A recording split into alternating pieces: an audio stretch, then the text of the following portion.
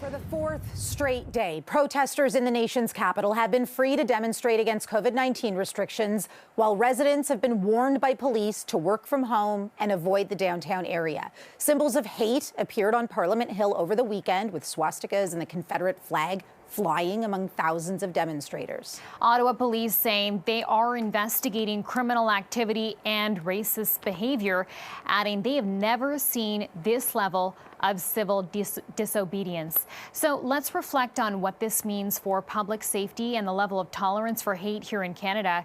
To discuss, we welcome to CP24 tonight Ottawa MD Dr. Nili Kaplan-Murth, Bernie Farber, chair of the Canadian Anti-Hate Network, that is, and Fareed Khan, founder of Canadians United Against Hate. Thanks to all of you for being here with us. Fareed, what's your response to people who say today it's just a few bad apples?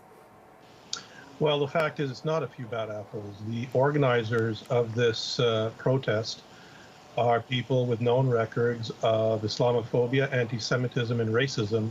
And they are the ones who are responsible ultimately for everything.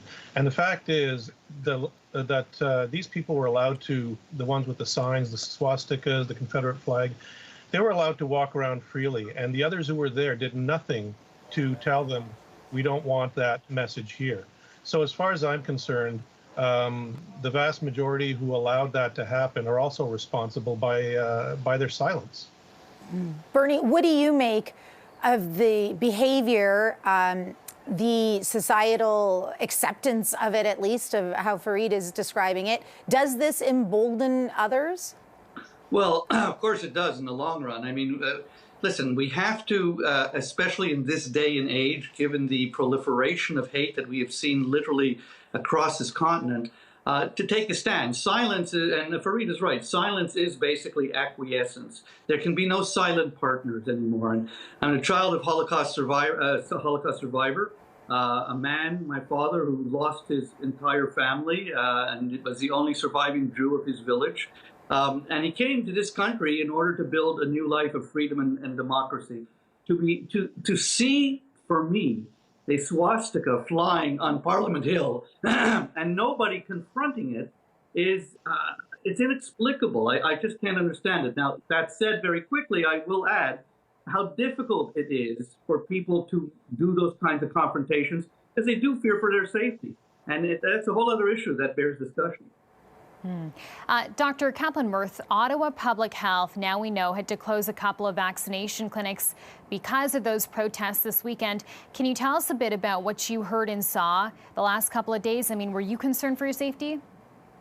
Absolutely. So I was walking to my office to give a talk to the Ontario College of Family Physicians about why it's so important for physicians to advocate. And on my way to my office, I encountered people who were walking in front of me with the same vulgar flags that we've seen many times. And they were joking about white supremacy. And they are the same people who had been downtown. They are all around us. My office is in central Ottawa. My patients live and work downtown. We are all exhausted and scared. It is not something that is nuanced. There's no just a few bad apples. We're talking about absolutely inexcusable violence, transphobic placards, as well as the swastikas, as well as the Confederate flags, intimidating community members, grabbing masks off of people, throwing stones at ambulances. So as we've heard,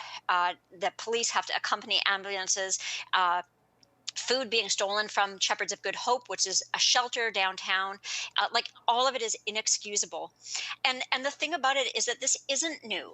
It isn't new. As a doctor, I have been bombarded with nastiness, with all kinds of Nazi and other anti-Semitic hate mail, death threats, as people know. I've had my colleagues encounter the same kinds of things, other forms of racism, other forms of discrimination. It's been nonstop, and it's been escalating. And all of this hate-fueled, misogynist, violent attack that that we have experienced privately is now being experienced publicly. So shame on those politicians who emboldened people to come to our city and do that to us in the streets. Shame on anyone who thinks that it's okay to fill our streets with hate. And we have now Bill C3, which protects physicians and other healthcare workers from intimidation and harassment, and protects patients who are being harassed or intimidated when they're seeking care. But what happens when the entire city is under siege, when we can't have the health clinics that we need to, we can't have kids go to school, and we can't have businesses open because of that same harassment? It's just unconscionable. It's almost a privilege to not feel fear from what you just described there. Dr. Farid, what would you say about that? Is it a privilege to not be intimidated by what's been put on display for days in the nation's capital? Well, yes. I mean, I think it is a privilege. And the fact is, you know, the million or more residents of Ottawa over this last few days have not felt that privilege. The people who were down in downtown Ottawa, who drove in from wherever they came from, they are like an occupying army. And the trucks are like tanks sitting in front of the Parliament building. I mean, for God's sakes, the organizers of this protest posted a manifesto calling for the insurrection and overthrow of the Canadian government. Now, I will tell you, if you had Black or Brown or Muslims or Indigenous people who did something like that and came into downtown Ottawa and did the things that these vast majority white people did, I will tell you that the security forces of this country would come down on them like a bag of hammers. And the fact is, these people have threatened the elected officials of this country. And the fact that there are conservative MPs who are rubbing shoulders with them and getting all chummy with them, I think it's despicable. Those people should resign their seats, because what they have done is they have violated their oath of office to defend the rights of Canadians and to stand up for the Charter of Rights. Now, while there is a charter defense for peaceful protest, what happened and what's happening in Ottawa is not peaceful protest. And I can tell you, because I've organized protests myself, but you know what I didn't do? I didn't assault people who are on the street. I didn't urinate, none of our participants urinated or defecated in public places and desecrated things like the War Memorial or the Terry Fox statue. So I find everything that's happened this weekend to be just reprehensible, and the politicians who are encouraging them, they have to pay a price.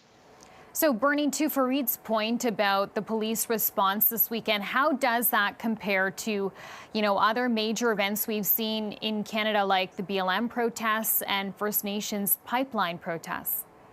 Farid is quite right. Neely is quite right. Even here in Toronto, for example, we had the police deciding to clear a park of homeless people, and they did it in less than 6 or 7 hours.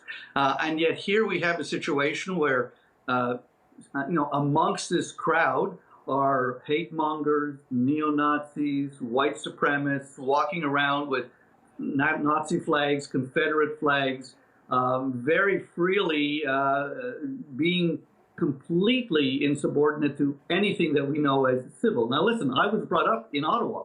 I've attended marches from way back, from the anti-Vietnam War days to the present day, and I have not, to this day, seen the kind of racist, bigoted material on Parliament Hill ever before.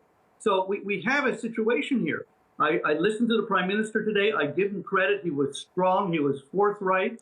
But I'm very disappointed by Erin O'Toole. I think the Leader of the Opposition ought not to have met with these people, ought not to have given them support and support, because it just drives them, and it drives the whole thing forward.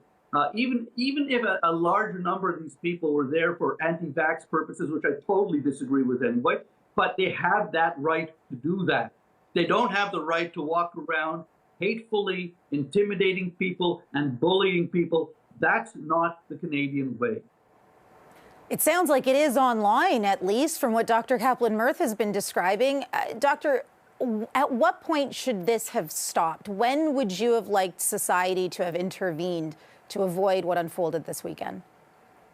So back in September of 2021, I stood in front of Queen's Park, and at the time there were stones being thrown at the Prime Minister, and there were protests that were starting outside of hospitals. And I said, this has to stop, that we can have respectful conversations across political differences. We can have conversations about public health policy and the politics of healthcare without violence. And we knew that there was going to be an increase in this kind of vitriol because we receive it daily. Today, the CEO of the Children's Hospital in Ottawa, Alex Munter, said, you know, we've been dealing with this. We've all been dealing with this, and we've had to deal with it privately. And now we've said, like, you know, this is what we're talking about. And it really is not about vaccines. This is not about science or public health at all. This is an opportunity to be hateful. And, you know, when we have conversations with our patients, or when we have conversations with the community and we talk about the reasons for public health policy, we can do that respectfully.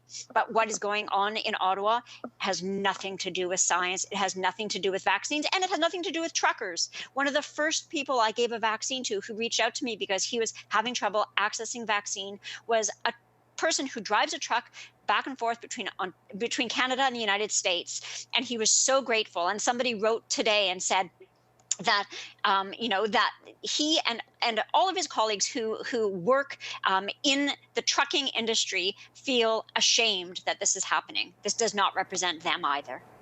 A really interesting conversation, an important one too. Thanks so much for your time and your perspective to all three of you, Dr. Kaplan Mirth, Bernie Farber, and Fareed Khan. Thank you. Thank you very much. Thank you all.